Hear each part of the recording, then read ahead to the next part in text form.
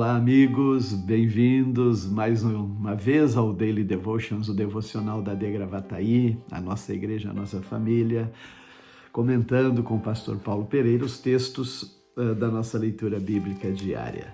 Nesta ocasião, é Isaías 57 a 59. E eu aqui estava observando, na palavra e na mensagem profética, a visão do que é Deus e a sua natureza, E logo ele coloca e expõe, Deus, aonde ele está, quem ele é. Ele diz o alto e sublime que vive na eternidade. Só em pensar nisso, alto, até onde é o mais alto, até onde nós podemos compreender a altura, E sublime, que expressão que aqui o português encontrou para falar de beleza,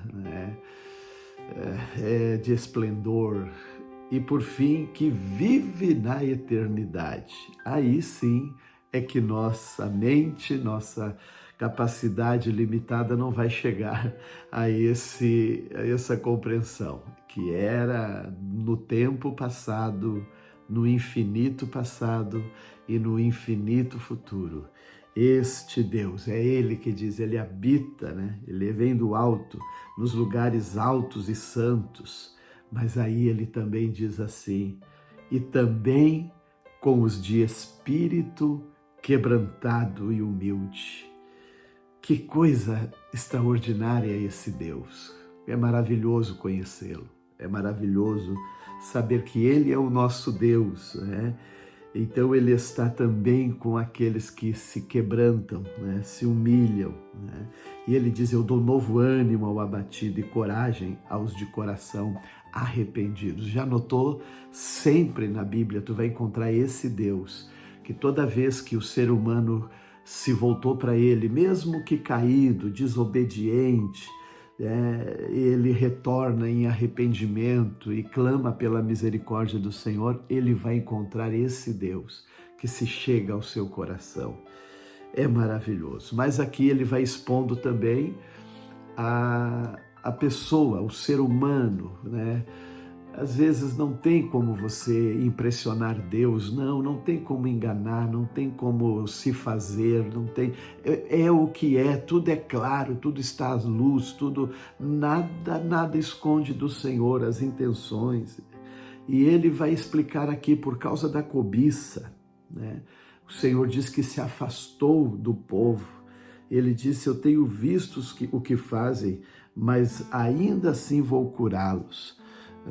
Diz assim, os perversos, porém, são como o mar agitado, eles nunca se aquietam e revolvem a lama, sujeira sem parar, para eles não tem paz, eles nem querem paz, querem ver mesmo a ruína, a destruição das pessoas. E aí ele diz assim, muitos são aqueles, vêm ao templo, parecem estar tendo prazer em ouvir e aprender a palavra, não diz, não vamos abandonar a palavra do Senhor, fingem querer estar perto de mim, até dizem jejuamos, mas realmente o que vai lá dentro do coração, na atitude, aqui tem a ver com a atitude, que é o que o Senhor realmente quer.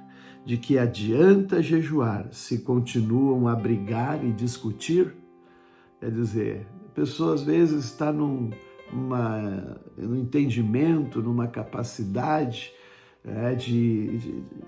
às vezes até ali de comunhão, mas de repente parece que aquilo não vale mais nada, volta para uma vida de ira, de briga, de desrespeito, de desconsiderar pessoas. Não é isso que Deus quer, mesmo na nossa própria entendimento ou razão, E aqui ele está também expondo a imundícia da justiça humana, E está clamando, soltem os que foram presos injustamente, aliviem as cargas dos que estão sobrecarregados, e ele chama para um bem social, né? Fazer isso aqui, Deus se importa com as pessoas. Libertem os oprimidos, removam a corrente que prende as pessoas, repartam seu alimento com os famintos, ofereçam abrigo aos que não têm casa, deem roupas aos que precisam, não se escondam dos que carecem de ajuda. E ele diz, se fizerem isso, então a luz vai brilhar, as feridas serão saradas, a glória do Senhor protegerá. Então vai mudar o quadro, né?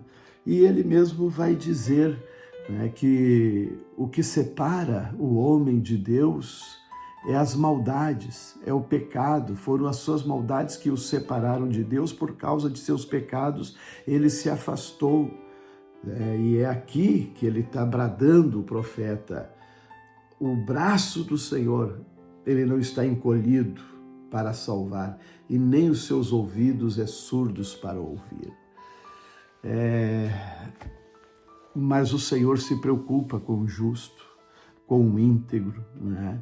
Mas é muito triste quando ele vê que os processos judiciais se baseiam em mentiras.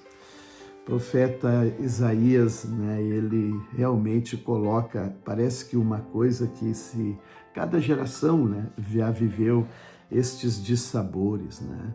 Nossos tribunais se opõem ao que é certo. Não há justiça em parte alguma. A verdade anda tropeçando pelas ruas e a honestidade foi banida. Sim, a verdade sumiu e quem rejeita o mal é perseguido. As coisas se invertem.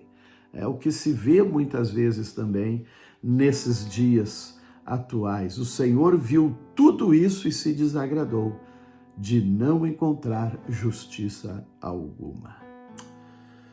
Muito bem, Paulo escreve agora, né, aos Filipenses. É a carta que iniciamos hoje, capítulo 1, versículos 1 a 26, ele, Timóteo, né?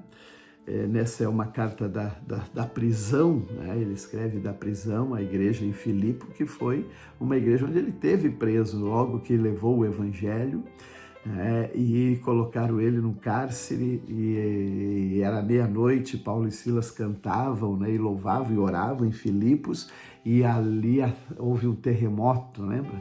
É muito importante o impacto que trouxe o evangelho em Filipos, e ali muita gente se converteu, desde o carcereiro e outros que vieram a Cristo, e a igreja se fortaleceu em Filipos.